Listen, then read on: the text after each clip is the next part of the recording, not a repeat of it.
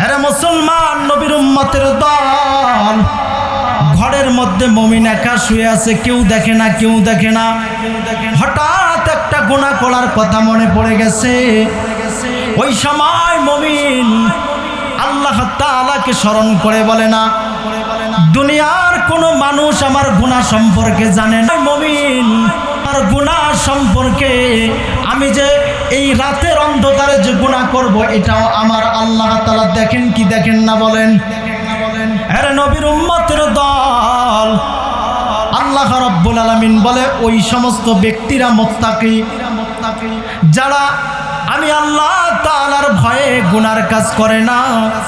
আমি আল্লাহ তাআলার ভয়ে তারা অনেক বড় বড় গুনার কাজ থেকে আল্লাহ তাআলাকে ভয় করে তারা গুনার কাজগুলো ছেড়ে দেয়, তাদেরকে মুমিন বলা হয়। মুমিনের এক নাম্বার গুণ, মুমিনের এক নাম্বার গুণ হলো মুত্তাকি। তার মধ্যে তাকওয়া থাকতে হবে। কি থাকতে হবে বলেন? আজকে আমাদের মধ্যে তাকওয়াও নাই। অনেকদেরকে যদি জিজ্ঞাসা করেন কি ব্যাপার ভাই, আপনি নামাজ পড়েন না? কয় নামাজের কোনো দরকার নাই। আমার নামাজ না পড়লেও আমার ঈমান বড় পাকা, আমার ঈমান বড় মজবুত। আরে নবীর উম্মতের দল, তোমার ঈমান যদি মজবুত হয়, তুমি নিজে দাবি করেছো আমার ঈমান বড় মজবুত, আমার ঈমানের মতো আর কারো ঈমান নাই। কত আল্লাহর গোলাম আছে, কত আল্লাহর গোলাম আছে নামাজও পড়ে না, নামাজিরে দেখতেও পারে না, অথচ মুমিনের এক নাম্বার গুণ, মুমিন তাকওয়াওয়ালা হবে, আল্লাহ তাআলাকে ভয় করবে। আরে নবীর উম্মতের দল, আল্লাহ তাআলাকে যে ব্যক্তি ভয় করবে, সে কি নামাজ ছাড়তে পারে নাকি বলেন? সে নামাজ ছাড়তে পারে? আল্লাহ তাআলার ভয় যার মধ্যে আসে, সে জীবনে গুনাহ করতে পারে না। আল্লাহ তাআলার ভয় যার কলবের মধ্যে নাই, সেই ব্যক্তিটা গুনাহ করে। তাহলে বোঝা গেল মুমিনের এক নাম্বার গুণ হলো তাকওয়া অর্জন করা, মুত্তাকি হওয়া। কি হওয়া বলেন? আরে নবীর উম্মতের দল, আপনি বাজারে গেছেন, এক দোকানদার আপনাকে খরচ দিয়েছে, আপনি দোকান থেকে খরচ নিয়েছেন। খরচ নেওয়ার পরে দোকানদার আপনার কাছে পাবে 200 টাকা। কয় টাকা বলেন? 200 টাকা। ভুলে নিয়ে ফেলছে 100 টাকা। কয় টাকা বলেন? 100 টাকা।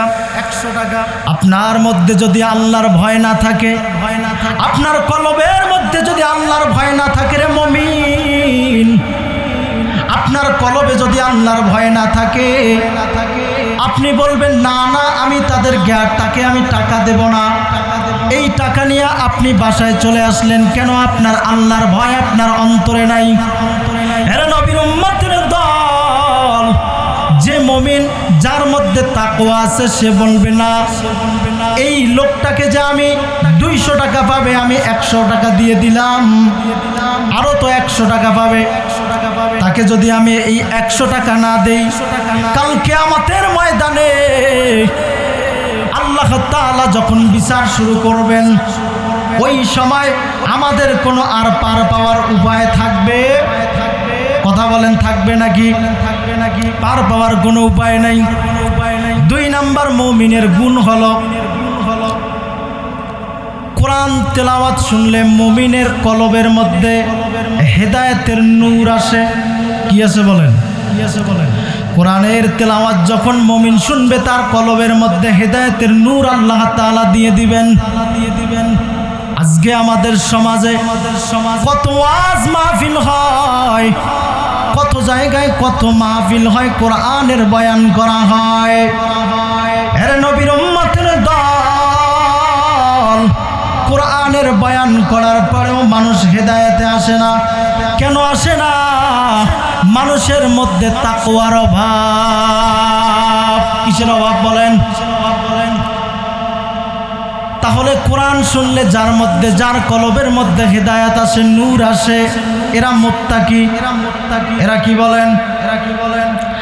আজকে হাজার হাজার বয়ান করা হয়, কত জায়গায় বয়ান করা হয়, মোবাইলে বয়ান, টিভিতে বয়ান, বাজারে বয়ান, কত জায়গায় বয়ান করা হয়, কিন্তু কপাল পোড়া মুসলমান কোরআনের কথা শোনার পরেও তার কলবে হেদায়েত আসে না। ঠিক কিনা বলেন? তুকু যাও সুন্নতে আহমদ তুকু যা বা মোহাম্মদ কাইবুয়াদ নিসবত তোরা গারে শয়তা মিকুনি নামত ওয়ালি গরওয়ালি লানুতাস্তে বনওয়ালি। তাহলে আমাদেরকে মুমিনের এক নাম্বার গুণ কি বললাম জোরে বলেন? একটু পরে আবার কিন্তু আমি প্রশ্ন করব যে আসলে আপনাদের মনে আছে কি নেই। আল্লাহ রাব্বুল আলামিন বলেন প্রতিটা মানুষের জন্য আমি জান্নাত বানিয়েছি, জান্নাত। ফিরাউনের নামেও আমি আল্লাহ তাআলা একটা জান্নাত বানায় দিছি। নমরুদের জন্য আমি আল্লাহ একটা জান্নাত বানায় দিছি।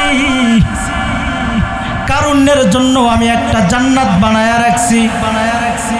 কিন্তু তারা ঈমান আনে নাই। ঈমান না আনার কারণে আমি তাদেরকে জান্নাতের মেহমান বানাবো না।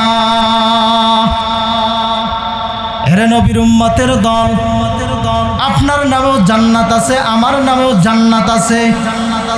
দুনিয়ার মধ্যে যদি আপনি নেক আমল না করতে পারেন, জান্নাত তো দূরের কথা, আপনাকে কবরে রাখার সঙ্গে সঙ্গে আপনার বেতের বাড়ি শুরু হয়ে যাবে। জোরে কোন ঠিক কিনা? হে নবীর উম্মতের দল, এই জান্নাত আপনার নামেও আছে, আমার নামেও আছে। এই জান্নাত পাইতে গেলে আমাদেরকে মুমিন হতে হবে। কি হতে হবে বলেন? মুমিন হতে হবে। মুমিনের আরো কিছু গুণ আছে, সবগুলা বলা সম্ভব হবে না। মুমিনের আরেকটা গুণ, মুমিনের আরেকটা গুণ হবে, মুমিনের আরেকটা গুণ হলো যাকাত দেওয়া। কি দেওয়া বলেন? আজকের সমাজে অনেক জায়গায় দেখা যায় যাকাতের বেলায় লুঙ্গি, যাকাতের বেলায় শাড়ি কাপড়। এভাবে কি যাকাত কবুল হয় বলেন? এভাবে যাকাত কবুল হয়? যাকাত দেওয়ার কিছু সিস্টেম আছে। আপনি লুঙ্গি দিয়া, শাড়ি কাপড় দিয়া আপনার যাকাত আদায় হবে না। এরে নবীর উম্মতের দল, যাকাত যদি আদায় করতে চান, আল্লাহ তাআলাকে আপনাকে রাজি খুশি করে যাকাত দিতে হবে। আজকে কত জায়গায় দেখা যায় যাকাতের নাম করে মানুষকে সিরিয়াল ধরায় রাখে। এমন একটা সিরিয়াল দিয়ে রাখছে, সূর্যের তাপ শরীর পর্যন্ত ঘেমে যায়। এরপরেও যাকাতের লুঙ্গি, যাকাতের শাড়ি পায় না। আছে না নাই? আরে নবীর উম্মতের দল, এইভাবে যাকাত দিলে জান্নাত পাওয়া যাবে না। তো আল্লাহ রাব্বুল আলামিন পবিত্র কোরআনুল কারীমের মধ্যে জান্নাতের কথাও বলেছেন, জাহান্নামের কথাও বলেছেন। ঠিক কিনা বলেন? ইন্নাল আবরারা লাফি নাঈম ওয়া ইন্নাল ফুজ্জারা লাফি জাহিম।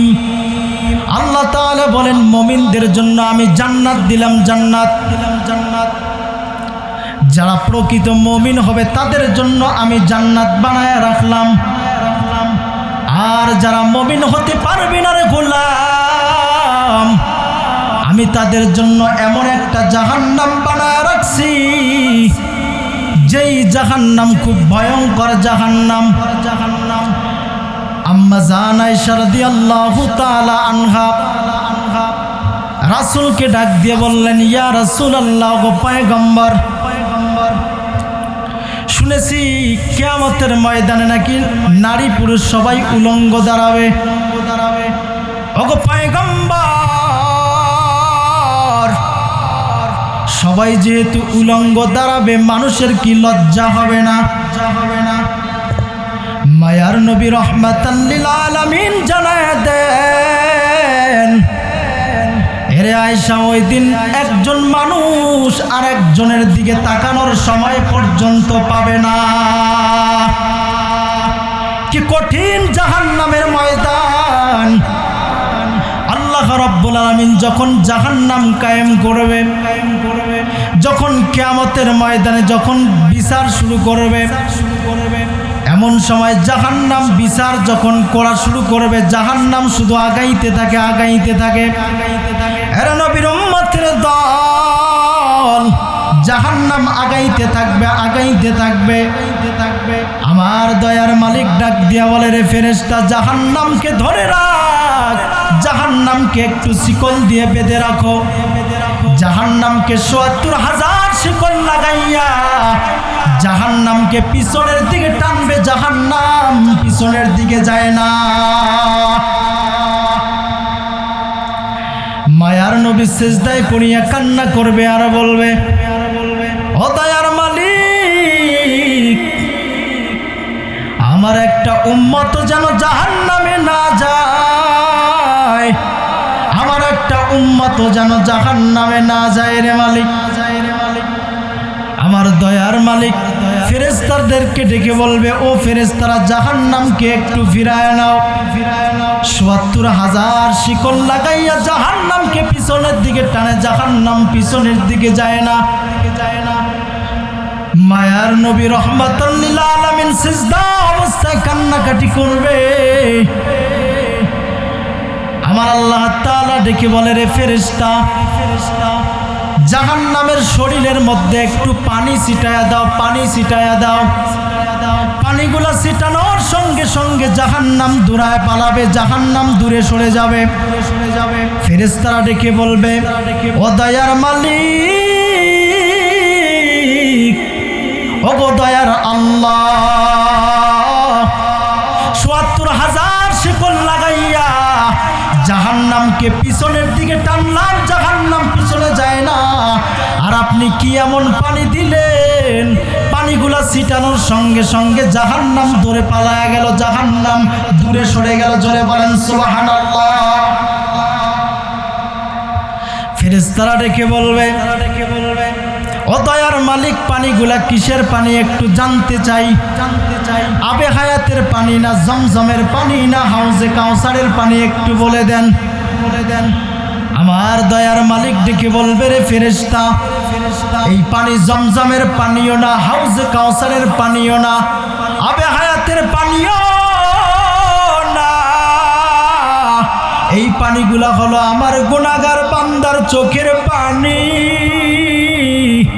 আমার গুনাহগার বান্দাগুলো মাহফিলে বসিয়া জাহান্নামের ভয়ে আমি আল্লাহ তাআলাকে সাক্ষী রেখে, আমি আল্লাহ তাআলাকে সাক্ষী রেখে তারা দুফোঁটা চোখের পানি ফালায় দিছে।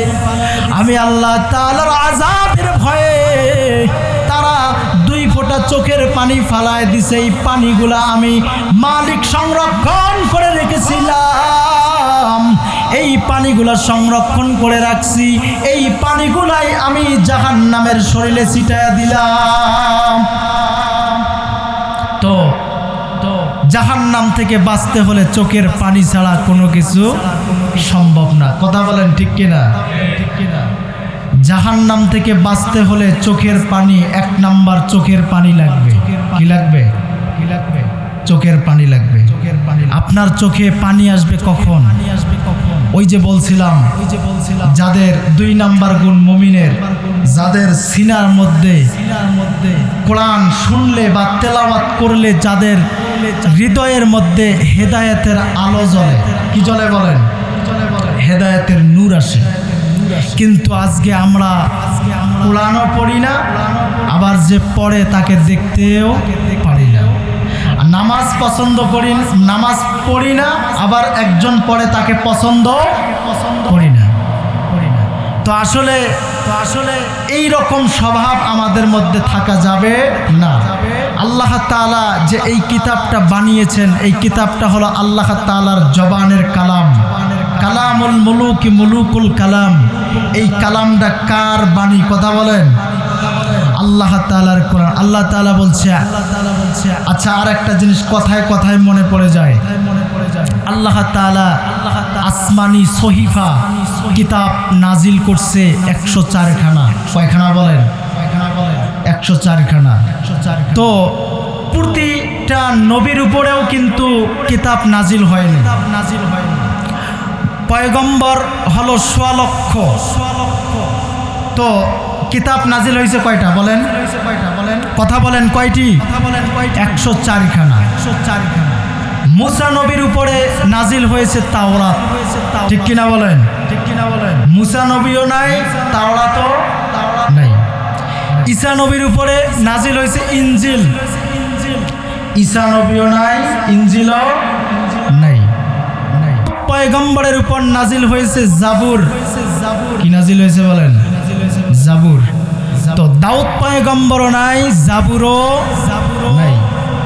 আমাদের আপনার নবী রহমাতাল লিল আলামিন, সাইয়্যিদুল মুরসালিন, খাতামান নবিয়্যিন হযরত মুহাম্মদ সাল্লাল্লাহু আলাইহি ওয়াসাল্লামের উপরে নাজিল হয়েছে পবিত্র আল কোরআন। চিল্লায়ে কোন ঠিক কিনা? তো এই কোরআনুল কারীম যে নাজিল হয়েছে, আমাদের রাসূল কি এখনো বেঁচে আছে? কোরআন আছে না নাই বলেন? তো কোরআন আছে। আল্লাহ তাআলা বলছে এটা কিয়ামত পর্যন্ত থাকবে। কোন পর্যন্ত? এই কোরআনের বিরোধিতা করে আপনি ঠিক থাকতে পারবেন না ইনশাআল্লাহ। কিছুদিন আগে, কয়েকদিন আগে নর্থ সাউথ বিশ্ববিদ্যালয়ে এক ছাত্র কুলাঙ্গার অপূর্ব পাল, সে আমাদের কলিজায় আঘাত দিয়েছে। ঠিক কিনা বলেন? আল্লাহর কোরআনকে জমিনে রেখে, আল্লাহর কোরআনকে জমিনে রেখে কোরআনের উপর পা দিয়ে কোরআনের উপর লাথি মেরেছে। চিল্লায় কোন ঠিক কিনা? এই অপূর্ব পাল যে আমাদের কোরআনের বিরুদ্ধে কথা বলেছে, যে আমাদের মুসলমান লক্ষ লক্ষ মুসলমানের হৃদয়ের মধ্যে আঘাত দিয়েছে। কথা বলেন ঠিক কিনা? এই অপূর্ব পাল বেয়াদব কুলাঙ্গার আল্লাহর বিরুদ্ধে, আল্লাহর কোরআনের বিরুদ্ধে, আল্লাহ তাআলার কোরআনের মধ্যে পা দিয়ে লাথি মেরেছে। কথা বলেন ঠিক কিনা? এই কুলাঙ্গার অপূর্ব পাল এর বিচার এখন পর্যন্ত বাংলার জমিনে হয় নাই। কথা বলেন ঠিক কিনা? আমরা এদের বিচার চাই। ঠিক কিনা? এই অপূর্ব পালের বিচার চাই। কেন সে আমাদের কোরআনের উপর সে পা দিয়ে লাথি মারলো? কেন? সে লক্ষ লক্ষ মুসলমানের কলিজায় আঘাত দিয়েছে। এর বিচার কি এখনো পেয়েছেন? বলেন পেয়েছেন? যত কিছু হয়েছে আপনারা খেয়াল করে দেখবেন, যত কিছু ঘটে এগুলো কিছু কুলাঙ্গারের কারণে ঘটে। এগুলোর মধ্যে কি এগুলোর সাথে কোনো সংযুক্ত কোনো মুসলমান এই কোনো মাদ্রাসার ছেলেরা আছে নাকি? বলেন কোনো আলেম আছে? কোনো আলেম এগুলোর সাথে সংযুক্ত নাই। কিন্তু এরা কুলাঙ্গার। আমরা তো কখনো হিন্দুদের গীতার উপরে পা দিয়ে লাথি দেই নাই, দিছি নাকি? বলেন তো আমরা যেহেতু হিন্দুদের গীতার মধ্যে আবার বলে কি জানেন? কয় যে সে নাকি, তার নাকি মানসিক সমস্যা, তার নাকি মাথার সমস্যা। আচ্ছা, মাথার যদি সমস্যা হয়ে থাকে সে গীতা দেখলো না, সে অন্য অন্য কিতাবগুলা দেখলো না, সে কি কোরআনকে চোখে দেখে? পাগল কি শুধু কোরআনকে দেখে নাকি? এ বুঝ দিয়ে আপনি মুসলমানকে থামাইতে পারবেন না। কোরআনের বিরোধিতা যারাই করেছে তাদের দুনিয়ার মধ্যেই তারা নিজের ধ্বংস নিজেই ডেকে এনেছে। ঠিক কিনা বলেন? হে মুসলমান শুনে রাখেন, আল্লাহ তাআলা যেহেতু বলেছে কোরআন কিয়ামত পর্যন্ত থাকবে, তো কোরআন কিয়ামত পর্যন্ত থাকবে। কোরআনের আপনি কোনো ক্ষতি করতে পারবেন না ইনশাআল্লাহ। কোরআনের ক্ষতি করতে চেয়েছে যারা, তাদেরকে আল্লাহ তাআলা বড় বড় রোগ, ক্যান্সার, প্যারালাইজড করে দিয়ে তাদেরকে এমন বড় বড় রোগ দিয়ে আল্লাহ তাআলা তাদেরকে দুনিয়ার মধ্যে দেখায় দিয়েছে। ঠিক কিনা বলেন? অতএব কোরআনের বিরোধিতা করবেন না। হ্যাঁ, আপনি কোরআন পড়া জানেন না, একজনে পড়ে আপনি শুনবেন, তাও কি বলেন? সওয়াব। তাও কি? আল্লাহ রাব্বুল আলামিন বলে, বান্দা পড়তে জানো না সমস্যা নাই, কোরআন পড়তে জানো না, কোনো সমস্যা নাই, কোরআন বসে থেকে শুনবা, তাও আমি আল্লাহ তাআলা তোমার জন্য সওয়াব লিখে দেব। কোরআন পড়তে জানো না, কোরআন শুনবা, তাও আল্লাহ সওয়াব দিয়ে দিবেন। আপনি কোরআনকে ধরে বুকে লাগাবেন, চুমু খাবেন, আল্লাহ তাআলা আপনার এমনকি কিয়ামতের ময়দানে এই কোরআনুল কারীম আপনাকে সাক্ষী দিয়ে এমনভাবে সাক্ষী দিবে, আপনাকে জান্নাতে না যাওয়া পর্যন্ত কোরআন এখান থেকে যাবে না। সুবহানাল্লাহ বলেন। তো তাহলে এই কোরআনকে মহব্বত করার দরকার আছে না নাই? তো কোরআন, এই যে আপনারা মাহফিল শুনতেছেন, মুমিনের 2 নাম্বার গুণ বলতেছিলাম। এখানে যারা আছেন আপনারা কোরআন শোনার পরেও যদি আল্লাহ তাআলা আপনাদের কলবের মধ্যে হেদায়াত না দেয়, কি না দেয় বলেন, হেদায়াত না দেয়, তাহলে মনে রাখবেন আপনি এখনো প্রকৃত মুমিন হতে পারেন নাই। কি হতে পারেন নাই? প্রকৃত মুমিন হতে পারেন নাই। जिंदगी में बंदगी तू करना है, जिंदगी में बंदगी शर्मिंदा है, जिंदगी में बंदगी शर्मिंदा है, जिंदगी में बंदगी तू करना है, जिंदगी में बंदगी शर्मिंदा है, जिंदगी में बंदगी शर्मिंदा है। दुनिया में हो दुनिया का तलबगार ना हो, दुनिया में हो दुनिया का तलबगार ना हो, बाजार से गुजार हो खरीदार ना हो, ये दुनिया एक मिसल कागज फूल है, ये दुनिया एक मिसल कागज फूल है, जिंदगी में बंदगी तू करना है, जिंदगी में बंदगी शर्मिंदा है, जिंदगी में बंदगी शर्मिंदा है। दुनिया में हो दुनिया का तलबगार ना हो, बाजार से गुजार हो खरीदार ना हो, ये दुनिया एक मिसल कागज फूल है, ये दुनिया एक मिसल कागज फूल है। এই দুনিয়া হলো কাগজের মতো। কিসের মতো বলেন? কাগজের মতো। তো টিস্যু পেপার ছিলেন, তো টিস্যু পেপার, এই যে টিস্যু পেপার সামনে আছে, টিস্যু পেপার দিয়ে আপনারা যখন মুখ মুছেন, মুছে ফেলার পরে ওইটা কি পকেটে নিয়ে ঘোরেন না ফালায় দেন? তো দুনিয়াটা হলো কাগজের মতো। যেদিন আপনাকে লাথি মেরে ফালায় দিয়ে আপনাকে ওই পরকাল জগতে চলে যাবেন, এই দিন আপনি বুঝতে পারবেন যে দুনিয়াতে কি করলাম আর কি নিয়ে আল্লাহর সামনে দাঁড়াবো। তো মুমিনের 2 নাম্বার গুণ হলো, মুমিন কোরআন শোনার সঙ্গে সঙ্গে তার কলবের মধ্যে আল্লাহ তাআলা হেদায়েতের নূর দিয়ে দিবে। সুবহানাল্লাহ বলেন। আরে নবীর উম্মতের দল, যাদের মধ্যে কোরআন নাই, যাদের মধ্যে নামাজ নাই, পয়গম্বরের আদর্শ নাই, আরে নবীর উম্মতের দল ভালো করে শুনেন। আজকে আমার অনেক যুবক ভাইরা তাদের বিষয়ে আমার অনেক যুবক ভাই রাসূলের আদর্শ তার মধ্যে নাই, রাসূলের আদর্শ তার মধ্যে নাই, রাসূলের আদর্শ নাই। মেসির কাটিন নেইমারের কাছে কাটিন আছে না নাই? আরে নবীর উম্মতের দল, তুমি সত্যিকারের যদি আশিক হয়ে থাকো, পয়গম্বরের আনুগত্য করো, পয়গম্বরের আনুগত্য যদি তুমি করো, তোমার চুলের কাটিন দেখলে নেইমারের কাটিন দেখা যায়, তোমার চুলের কাটিন দেখলে মেসির কাটিন দেখা যায়।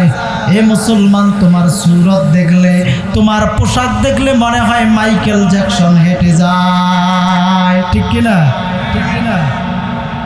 আজকে অনেক যুবক আছে তারা নেশাযুক্ত জিনিসের সঙ্গে জড়িত, আবার অনেক যুবক আছে মোবাইলে আসক্ত। কিসে আসক্ত বলেন?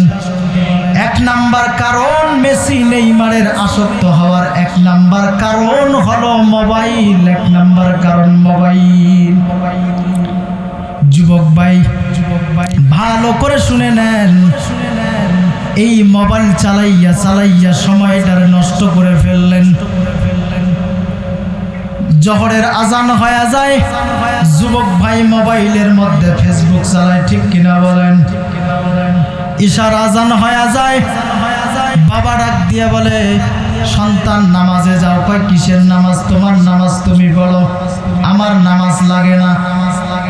ও ব্যক্তি নামাজে না যাইয়া মোবাইলের মধ্যে ফেসবুক চালায় আর গুনার কাজ করে, মনে হয় সে জান্নাতে যাবে। নাকি বলেন? জান্নাতে যাবে, জান্নাতে যাবে। গুনাহ করে করে জিন্দেগিটা ভরপুর করে ফেললেন। আরে যুবক ভাইরা, আজকে ফেসবুক ইউটিউবের মধ্যে যে পরিমাণ সময় তুমি দিয়ে দিলা, যে পরিমাণ সময় তুমি লাগাইলা, আরে নবীর উম্মতের দল ভালো করে শোনেন, ওই ফেসবুকে তুমি যদি একটু কম সময় দিয়া, ইউটিউবে যদি তুমি একটু কম সময় দিয়া, তুমি যদি এই সময়টা আল্লাহর কোরআনের মধ্যে 1 ঘন্টা টাইম দিতা, আল্লাহর কোরআনটা যদি তুমি খুলে পড়তা, আল্লাহর কোরআনটা যদি তুমি তেলাওয়াত করতা, আল্লাহর কোরআনটা যদি তুমি বুকে ধারণ করতা, আমার মনে হয়, আমার মনের বিশ্বাস, আল্লাহ তাআলা তোমার জিন্দেগীর গুনাহ মাফ করে তোমাকে জান্নাতের মেহমান বানায় দিবে। আজকে কোরআন তেলাওয়াত নাই, শুধু ফেসবুক আর ইন্টারনেটের মধ্যে আমরা সময়টা কি পরিমাণ কাটাইলাম।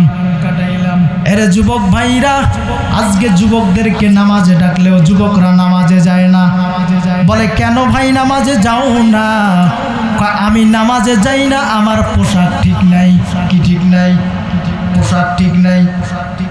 কোন মুসলমানের বাচ্চা হইয়া সে যদি বলে আমার পোশাক ঠিক নাই, এ তো মুসলমানের বাচ্চা হতে পারে না, এ হলো বেঈমান নাস্তিক। ঠিক কিনা? জোরে কন।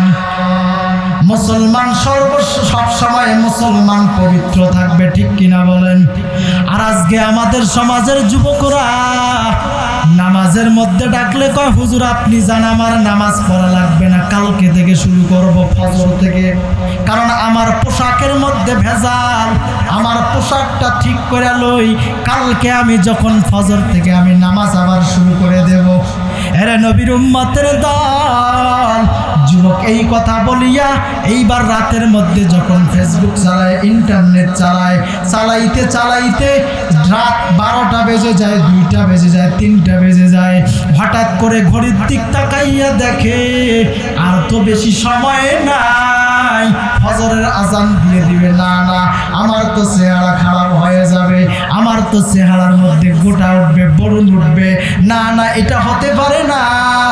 মোবাইলটা ফজরের আগে অফ করে রাইখা যুবক 10টা পর্যন্ত ঘুমায়। ঠিক কিনা বলেন? এরা নবীর উম্মতের দল। আল্লাহর রাসূল বলেন, আল্লাহর রাসূল বলেন, আমি ওই ইসলামের শুরু লগ্ন থেকে শুরু করে আমার উপকার করেছে যুবকরা, ক্ষতি করেছে বয়স্করা। আর আজকে সমাজের দিকে তাকাইলে দেখা যায় যুবকদের মধ্যে রোগ বেশি, মুরব্বীদের মধ্যে কোনো রোগ নাই। ও যুবক ভাইরা, ভালো করে শুনিয়া নেন, আপনি যে বললেন আমি নাপাক, কালকে থেকে ফজরের আজান দিলে ফজর থেকে শুরু করব। আরে নবীর উম্মতের দল, ও যুবক ভাইরা, তুমি যে ফজর পর্যন্ত বেঁচে থাকবা তার গ্যারান্টি আছে নাকি বলেন? এ যুবক গ্যারান্টি দিতে পারবেন? কত যুবক ভালো মানুষ, সুস্থ মানুষ ঘুমায় গেছে আর ঘুম থেকে উঠতে পারে নাই। যুবক তুমি তো সব সময় ফেসবুক চালাও, সব সময় ফেসবুকের মধ্যে সময় দাও, ইউটিউবে সময় দাও, সব সময় তুমি ফেসবুকে সময় দাও, তোমার চোখে কি পড়ে না কত যুবকের মরণ? ফেসবুক খুললে দেখা যায় হুন্ডা অ্যাক্সিডেন্টে যুবকের মরণ হয়ে যায়, ফেসবুক খুললে দেখা যায় গাড়ির তলে পড়ে যুবকের মরণ হয়ে যায়, ফেসবুকে খুললে দেখা যায় লঞ্চ স্টিমারের তলে পড়ে যুবকের মৃত্যু হয়ে যায়। এরে নবীর উম্মতের দল, আমার মালিক জানে আমাদের কখন মালাকুল মউত আজরাইলকে পাঠায় দেয় জানা নাই। এই জন্য বলি যুবক ভাইরা, সময় থাকতে এখনো সময় আছে রে ভাই, এখনো সময় আছে, আল্লাহর গোলাম হয়ে যাও। যুবকদের আল্লাহর গোলাম হওয়ার দরকার আছে না নাই? যেই সমাজের যুবকরা হবে দিনদার পরহেজগার, যেই সমাজে যুবকেরা দিনদার পরহেজগার হবে, এই সমাজে কখনো খারাপ কাজ চলতে পারে? কথা বলেন, চলতে পারে নাকি? আজকে মুসলমান তাকাইয়া দেখেন, সমাজের মধ্যে যত খারাপ কাজ যেগুলো জায়েজ নাই, ইসলামে একদম হারাম, এগুলোও চলতেছে প্রকাশ্যে। কিসে বলেন? প্রকাশ্যে চলে, আবার চুপচাপ না, প্রকাশ্যে চলে। আপনারা সন্তানের যে বিবাহ দেন, এই বিবাহর মধ্যে দেখা যায় গায়ে হলুদ আছে না নাই? এই যে আপনারা গায়ে হলুদের নামে ডিজে পার্টি করেন, ডিজে পার্টির আয়োজন করেন, বক্স আনিয়া 2 দিন 3 দিন 4 দিন 5 দিন মানুষের ঘুম আপনারা হারাম করে দেন। এটা কি ইসলামে কতটুকু জায়েজ আপনারাই বলেন? জায়েজ আছে? অথচ দেখেন সব সময় ডিজে গানের আওয়াজ শোনা যায়। আজকে আমাদের সমাজের যুবকরা যদি সচেতন থাকতো, আমাদের সমাজের যদি যুবকরা ঠিক থাকতো, এই রকম অশ্লীল কাজ, এই রকম গুনার কাজ সমাজে হইতো না। ঠিক কিনা বলেন? আমাদের যুবক ভাইদের মধ্যে ভেজাল, তারাই আবার আয়োজন করে। কি করে বলেন? আয়োজন করে। অথচ যুবকদের হযরত আলীর দিকে তাকানো দরকার, আবু বকরের দিক তাকানো দরকার, হযরত আলী, হযরত ওসমানের, সাহাবায়ে কেরামের দিক তাকানো দরকার। আরে মুসলমান নবীর উম্মতের দল, হযরত আবু বকর, হযরত উমর, এরা তো দুনিয়ার মধ্যে জান্নাতের টিকিট পেয়েছেন। আমরা তো দুনিয়ার মধ্যে জান্নাতের টিকিট তো পাওয়া দূরের কথা, একবার মালিককে একটা সিজদাও দিলাম না, এরপরেও বলে আমার ইমানের মধ্যে কোনো ভেজাল নাই। আছে না নাই? হে মুসলমান নবীর উম্মতের দল, হযরত আবু বকর দুনিয়ার মধ্যে জান্নাতের টিকিট পেয়েছেন, হযরত উমর জান্নাতের টিকিট দুনিয়ার মধ্যে পেয়েছেন, এরপরেও তাদের কান্না থামে নাই, কান্না থামে না। ঈদের দিন সবাই আনন্দ করতেছে, হযরত উমরের কোনো আনন্দ নাই। আবু হুরায়রা সাহাবী ডাক দিয়ে বলে, ভাই উমর, সবাই আনন্দ করতেছে, তুমি কেন দরজা লাগাইয়া লাগাইয়া কেন কান্নাকাটি করো? হযরত উমর ডেকে বলে, ভাই, যাদের কোনো টেনশন নাই, যাদের কোনো টেনশন নাই তারাই তো আনন্দ করে। হযরত আবু হুরায়রা ডেকে বলে, ভাই উমর, আপনার কিসের টেনশন বলেন? কয়, রমজান মাস চলে গেল, রোজা রাখলাম, কবুল হলো কিনা চিন্তা। রমজান চলে গেল, তারাবি পড়লাম, কবুল হলো কিনা চিন্তা। কতবার যে নামাজ পড়লাম, নফল নামাজ, রাত জেগে জেগে নফল নামাজ পড়লাম, কবুল হইল না কিনা, কবুল হইল কিনা চিন্তা। এই হযরত উমর এই টেনশনে কান্নাকাটি করে। আর আমাদের সোনার বাংলার যুবকেরা সারাদিন নেট চালায়, ফেসবুক চালাইয়া, এরপরেও তাদের মধ্যে মনে কোনো টেনশন নাই। ঠিক কিনা বলেন? হযরত উমরের এই কথা শুনে অবাক হয়ে গেলেন। কি পরিমাণ অবাক হয়ে গেছেন! হযরত আবু হুরায়রা ডেকে বললেন, ও ভাই, আপনি তো দুনিয়ার মধ্যে জান্নাতের টিকিট পেয়েছেন, আপনার কিসের টেনশন? টেনশনের দরকার নাই। হযরত উমর ডেকে বলে, ভাই আবু হুরায়রা, যে মালিক আমার প্রতি খুশি হয়ে, যে মালিক আমার প্রতি রাজি হইয়া আমার জন্য জান্নাতের টিকিট দিয়েছেন, এই মালিক যদি আমার প্রতি একবারের জন্য যদি বেজার হয়ে যায়, আমার তো আর কোনো উপায় থাকবে না। একবার যদি বেজার হইয়া বলে, রে উমর, তোমাকে তো জান্নাতের টিকিট আমি দিয়েছি, কিন্তু তোমার ওই রকম একটা কাজ, অমুক কাজ আমার পছন্দ হয় নাই, এই জন্য আমি তোমার নামটা জান্নাতের খাতায় থেকে কাটিয়ে জাহান্নামের খাতায় উঠায় দিলাম। কি উপায় হয়ে যাবে? আরে নবীর উম্মতের দল, এই জন্য বলছিলাম, 1 নাম্বার মুমিনের গুণ হতে হবে তাকওয়া। মুমিন সব সময় আল্লাহ তাআলাকে ভয় করবেন। মুমিনের সামনে যখন কেউ একটা বলবে, ভাই তুমি মিথ্যা সাক্ষী দাও, তোমাকে আমি 5000 টাকা দেব, তুমি অমুকের বিরুদ্ধে সাক্ষী দাও, ওই যুবক ডেকে বলবে, ওই আল্লাহর বান্দা ডেকে বলবে, না না, এটা তো কখনো হতে পারে না। আমার মালিকে আমার প্রতি যদি বেজার হয়ে যায়, তোমার 5000 টাকার আমার কোনো দরকার নাই। ঠিক কিনা বলেন? মুসলমান ইমানদার আল্লাহর গোলাম। 2 নাম্বার হলো, মুমিনরা যখন কোরআনের তেলাওয়াত শুনবে, মুমিনরা যখন কোরআনের তেলাওয়াত শুনবে, ওয়াত্তিনি ওয়াজ্জাইতুন ওয়া তুরি সিনিন ওয়া হাযাল বালাদিল আমিন লাকাদ খালাকনাল ইনসানা ফি আহসানি তাকওয়িম আলিফ লাম মিম যালিকাল কিতাবু লা রাইবা ফি হুদাল লিল মুত্তাকিন। মুমিনরা যখন কোরআনের তেলাওয়াত শুনবে, মুমিনের অন্তরটা নূর দিয়ে ভরে দিবেন তিনিকে। যদি আপনার কলবে কোরআনের তেলাওয়াত শোনার পরেও আপনার কলবে হেদায়েত না আসে, আপনি মুমিন হতে পারেন না। 3 নাম্বার হলো, মুমিন সর্ব অবস্থায় ভরসা রাখবে কার উপর? জোরে কোন? এ নবীর উম্মত, কার উপর? আপনি টেনশনে পড়ে গেছেন, একটা বিপদে পড়ে গেছেন, 2 লক্ষ টাকা ছাড়া হবে না, বিপদ ছাড়বে না।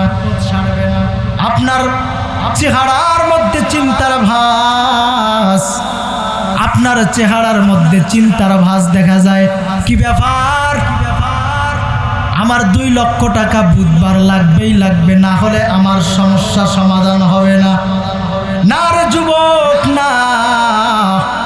এরে আল্লাহর গোলাম, তুমি যদি মুমিন হয়ে যাও, তুমি 2 রাকাত নফল নামাজের মধ্যে দাঁড়ায় যাও, 2 রাকাত নফল নামাজ পড়িয়া মালিককে তুমি ডাক দাও, ও দয়ার মালিক, আমি তো গুনাহগার, আমি তো নাফরমান, কিন্তু আমি সর্বসময় সব সময় আমি তোমার উপরে ভরসা রাখি। আমার বুধবার 2 লক্ষ টাকার প্রয়োজন না হলে সমস্যা সমাধান হবে না।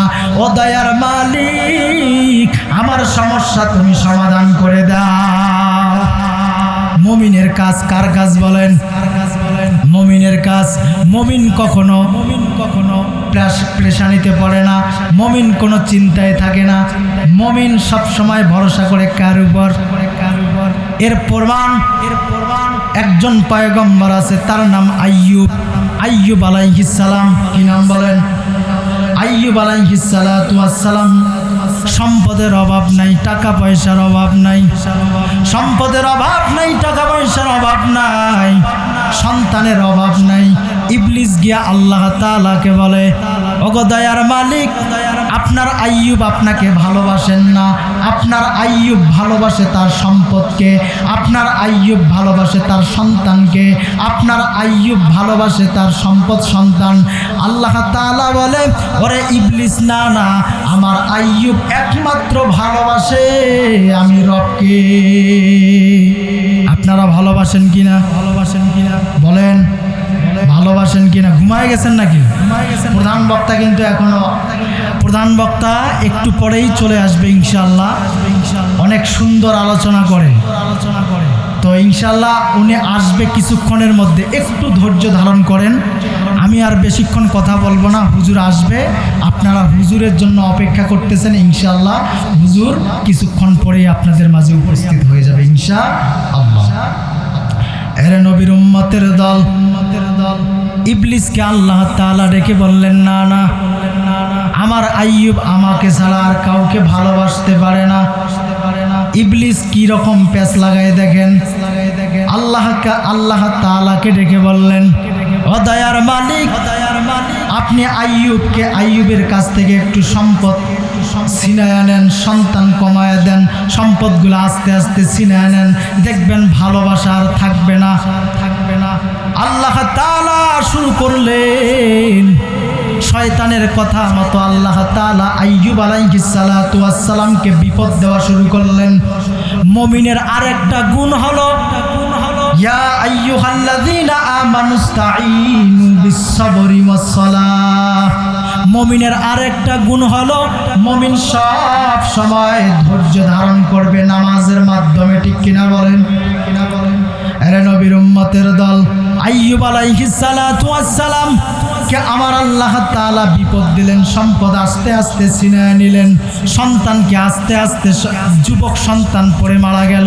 আইয়ুব আলাইহিস সালামের মনে, শরীরের মধ্যে একটা চিন্তার ভাঁজও নাই।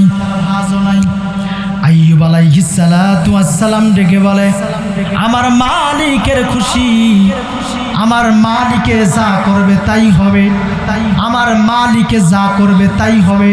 আমার মালিকের উপর আমি অটল আছি, আমার মালিকের উপরে আমি খুশি আছি। দুনিয়ার সমস্ত মানুষগুলা যদি এক পাকে চলে যায়, একদিকে চলে যায়, আমি আইয়ুব আলাইহিস সালাম, আমি আল্লাহ তাআলাকে শেষ পর্যন্ত ভালোবেসে যাব। আইয়ুব আলাইহিস সালাতু ওয়াস সালাম কোনো চিন্তার ভাঁজ তার কপালের মধ্যে নাই। এমন একটা অবস্থা হয়ে গেল, আইয়ুব আলাইহিস সালাতু ওয়াস সালামের যুবক সন্তানরা পড়ে মারা গেল, আইয়ুব আলাইহিস সালামের সম্পদ কমে গেল। আল্লাহ তাআলা এমন এক পর্যায়ে আইয়ুব আলাইহিস সালাতু ওয়াস সালামকে পুরা শরীরের মধ্যে ঘা দিয়ে দিল। ইতিহাস আপনাদের জানা আছে না নাই বলেন? অনেক ওয়াজের মধ্যে শুনেছেন। আইয়ুব আলাইহিস সালাতু ওয়াস সালামের পুরা স্ত্রীরাও পর্যন্ত বিরক্ত হয়ে গেল, এলাকাবাসী বিরক্ত হয়ে গেল। আইয়ুব আলাইহিস সালাতু ওয়াস সালামের স্ত্রীরা আসা শুরু হয়ে গেল, এসে বলে, পয়গম্বর আমাদেরকে বিদায় দিয়ে দেন, আমরা আর আপনার কাছে থাকতে চাই না, কারণ আপনার শরীর থেকে দুর্গন্ধ, এলাকাবাসী আমাদেরকে থাকতে দেয় না। ওগো পয়গম্বর, আপনি আমাদেরকে মাফ করে দেন, আমাদেরকে তালাকনামা দিয়ে দেন, আমরা চলে যাই। আইয়ুব আলাইহিস সালাম বললেন, ঠিক আছে চলে যাও। এইভাবে কয়েকজন বিবি আসলো আর তালাক নিয়ে চলে গেল। শেষের বেলায় কিতাবের মধ্যে মুফাসসিরিনে কিরাম বর্ণনা করেন, শেষের বেলায় একজন বিবি আসলো, তার নাম কিতাবের মধ্যে লেখা হয় রহমা। নাম কি বলেন? রহমা। আমরা যাকে রহিমা বলি, কি বলি? এই রহিমা যখন চলে আসলেন, আইয়ুব আলাইহিস সালাতু ওয়াস সালামের সামনে যখন চলে আসলেন, আসার পরে আইয়ুব ডাক দিয়ে বলে, ওগো রহিমা, তুমিও কি তালাক নেওয়ার জন্য আসলা নাকি? রহিমা ডাক দিয়ে বলে, পয়গম্বর মাফ করে দিবেন গো পয়গম্বর, আমি তালাক নেওয়ার জন্য আসি নাই। আমি কেন আসছি জানেন? আমি আপনার কাছে শেষ পর্যন্ত থাকতে চাই, আপনার খেদমত করতে চাই, শেষ পর্যন্ত থেকে আপনার খেদমত করতে চাই। ওগো পয়গম্বর, আপনি আমাকে দূরে সরায় দিবেন না, আমি শেষ পর্যন্ত আপনার কাছে থাকতে চাই। আমার মালিকে যখন কিয়ামতের ময়দানে ডেকে বলবে, ও রহিমা তুমি কি আমল নিয়ে এসেছো, আমি তখন কোনো জবাব দিতে পারবো না। আমি তখন যেন একটা জবাব দিতে পারি, একটা জবাব যেন আমি দিতে পারি। আমার স্বামী হযরত আইয়ুব পয়গম্বরের খেদমত করে এসেছি, এই উসিলাও যদি আমার মালিকে জান্নাত দিয়ে দেয়। সুবহানাল্লাহ বলেন। কি রকম ঈমান দেখেন। সবাই চলে গেছে, রহিমা চলে যান নাই। শেষ পর্যন্ত আইয়ুব আলাইহিস সালাতু ওয়াস সালামের খেদমত করেছেন। এই জন্য কিতাবের মধ্যে বর্ণনা করা হয়, কিয়ামতের ময়দানে যখন আমার আল্লাহ তাআলা বিচার করবেন, আল্লাহ তাআলা যখন কিয়ামতের ময়দানে বিচার করবে, আইয়ুব আলাইহিস সালাতু ওয়াস সালামকে ডান পাশে বসায় বিচার করবেন। কোন পাশে বলেন? কোন পাশে বলেন?